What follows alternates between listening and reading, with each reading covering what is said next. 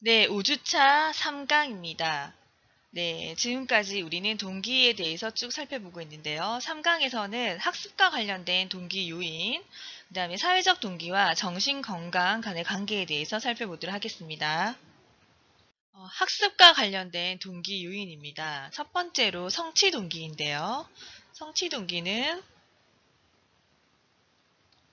학교에서 학업 성취에 가장 큰 영향을 미치는 동기 요인입니다.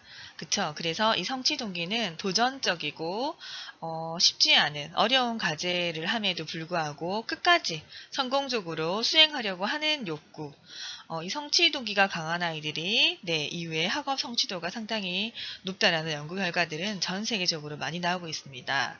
자, 성취 동기는요, 제일 처음에 멀레이라는 학자에 의해서 처음 제시가 되었는데, 이후에 다양한 학자들이 지속적으로 연구를 하고 있습니다. 이 멀레이랑 밑에 두 학자의 차이점은요, 멀레이는 성취 동기를 정의적인 측면을 중요시한 반면, 아래에 나오는 두 학자는 인지적인 측면을 중시하고 있습니다.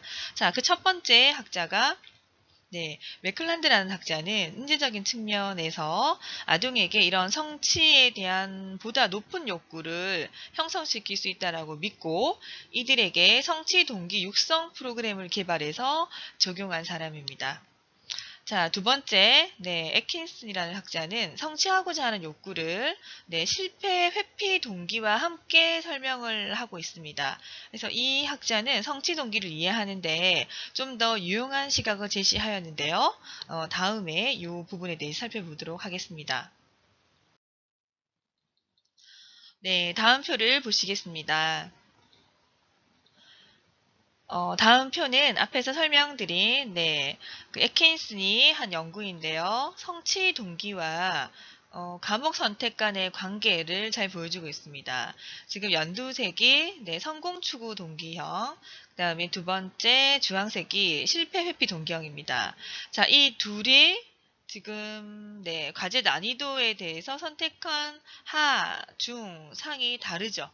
어때요? 실패 회피 동기형 같은 경우는요, 낮은 그 수행, 그러니까 낮은 과제 난이도를 가장 적게 선택을 하고 높은 난이도를 선택하는 반면, 성공 추구 동기형은 어때요? 오히려 중간 과제를 가장 많이 선택하고 있죠. 자, 이렇게 적절한 학습 동기의 형성으로 학습 수행 능력 향상이 가능하다라는 얘기를 지금 밝혀내고 있습니다. 자신의 실패를 교과목의 난이도에 기인하기 때문에 학업 성취에는 도움이 되지 못합니다. 그쵸? 자, 따라서 교사는 적절한 난이도 과제를 배분시켜서 이러한 아이들에게 성공 경험과 실패 경험을 어느 정도 조절해 줌으로 인해서 성취 동기를 향상시키고 유지시킬 수 있으셔야 할 것 같습니다. 자, 다음은요. 성취 동기 향상을 위한 교사의 역할입니다. 첫 번째, 과제 수행의 성공에 대한 기대 가능성을 조금 높여줘라 라는 얘기입니다. 그래서 아이들이 처음부터 너무 어려운 과제를 주지 말고 과제 수행을 단계별로 제시를 해주시는 게 훨씬 더 좋겠죠. 자, 두 번째, 학습 결과를 평가하는 과정에서 학습의 성공과 실패를 조금 내적으로 그냥 몇 점, 그 다음에 퍼센트, 그 다음에 틀렸던 부분을 지적하는 거 이상의 내적으로 조금 기인을 시켜주라. 자기 스스로 그 실패의 원인을 되돌아볼 수 있게끔 해라라는 얘기입니다. 자, 세 번째 역할은요.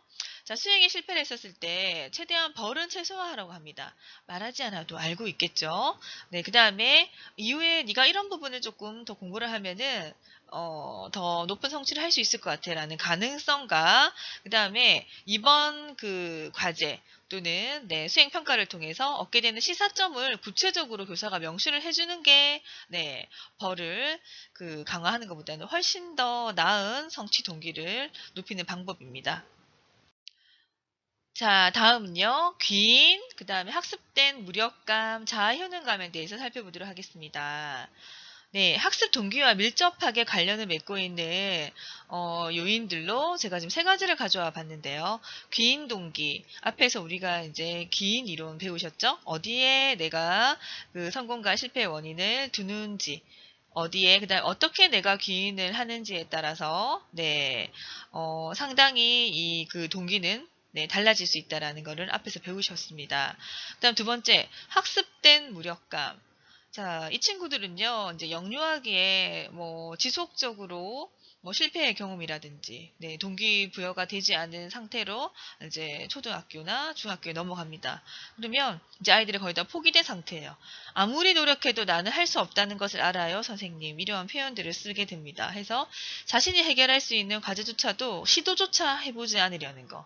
네, 이러한 것들이 학습 동기에 영향을 미치고 있습니다. 그래서 우리는 어떻게 하면은 네, 이렇게 학습 무기력감에 되어 있는 영유아 아동 청소년들을 네, 이렇게 학습 동기를 부여시킬 수 있을지에 대해서 동기를 가지고 좀 많이 연구를 하셔야 될 것 같습니다.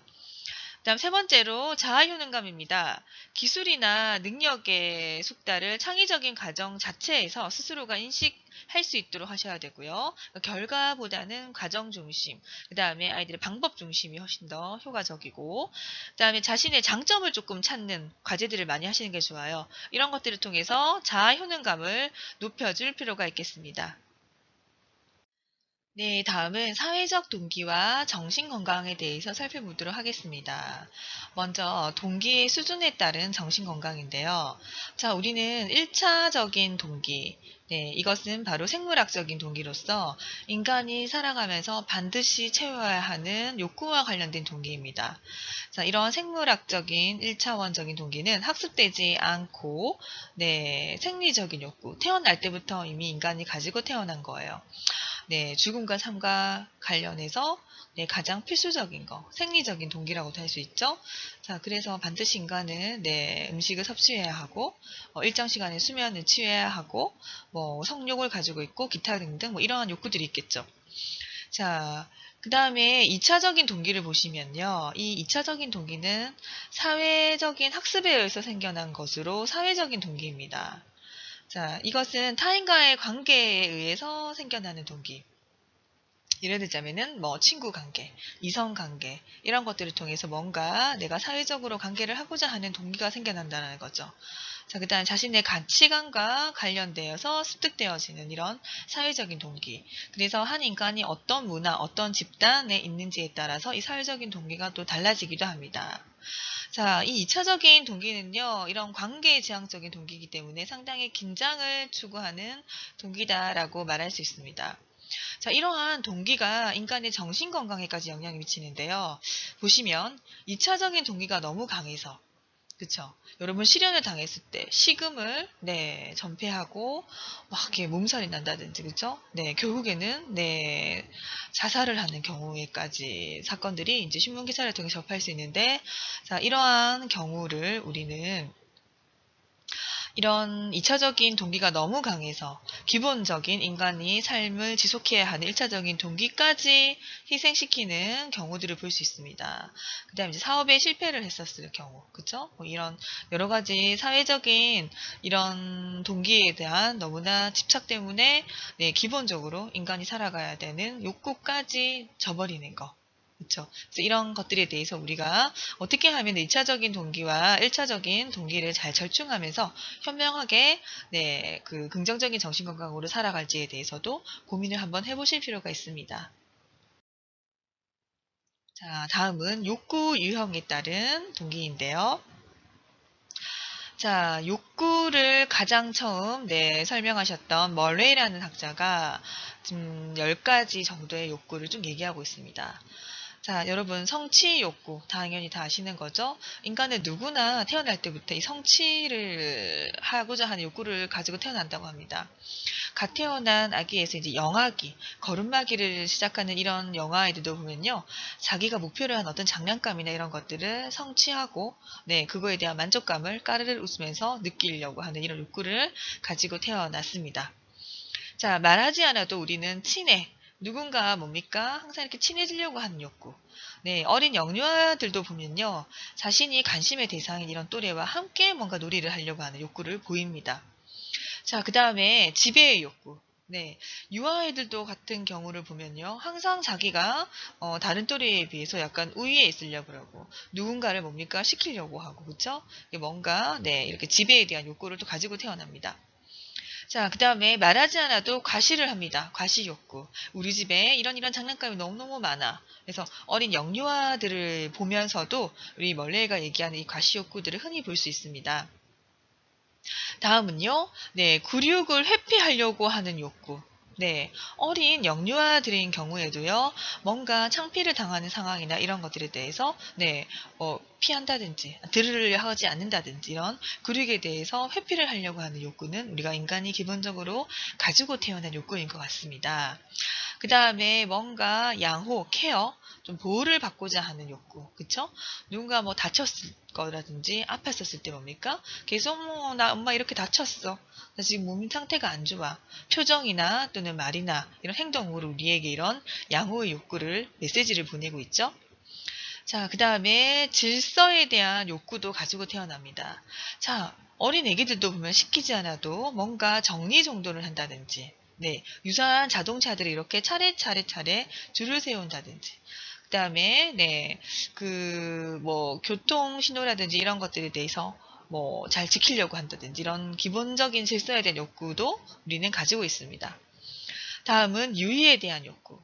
자, 둘 이상의 사람이 모인다든지 또는 뭔가 새로운 장난감, 거리를 던졌을 때 인간은 다 누구나 놀려고 하는 거, 뭐 이렇게 재미를 느끼려고 하는 이런 욕구를 가지고 있죠. 자, 그 다음에 성욕구, 구호욕구가 있습니다. 자, 이런 성욕구라든지 누군가의 이성에 대해서 사랑을 갈망하는 이런 구호의 욕구 역시 우리가 기본적으로 가지고 태어난 욕구입니다. 자, 다음은 사회적인 인정이 네, 우리의 또 정신 건강에 미치는 영향에 대해서 살펴보도록 하겠습니다. 여러분, 사회적으로 인정받는 사람들은 굉장히 네, 정신 건강하다, 긍정적인 네, 이런 그 감정을 가지고 있다라고 말할 수 있죠. 자, 구체적으로 살펴보시면 첫 번째, 자신이 타인의 인정받을 자격이 있다라고 사회적인 인정을 받는 사람들이 느낍니다. 그리고 자신을 굉장히 가치 있는 사람으로 생각을 합니다. 자, 이런 사람들은요, 집단이라든지 이제 어떠한 조직이나 이런 데서 상당히 네, 개인의 탄탄한 위치를 가지고 있습니다. 그래서 자신의 이런 위치 또한 향상시킬 수 있죠. 자, 두 번째, 우리가 무시당하지 않는다라는 이 생각 자체가 인간이 안정감을 갖게끔 합니다. 그래서 우리는, 개개인이든 집단이든 누군가의 대인관계 속에서도 이런 사회적인 인정을 하는 이런 멋진 네, 사람이 되어야 되겠죠.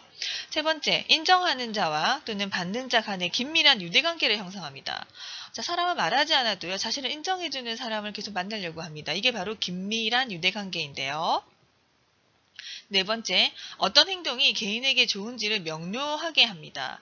그리고 개인으로 하여금 환경을 적극적으로 통제하고 변화시키게 하는 것 또한 사회적인 인정이 우리에게 주는 영향입니다.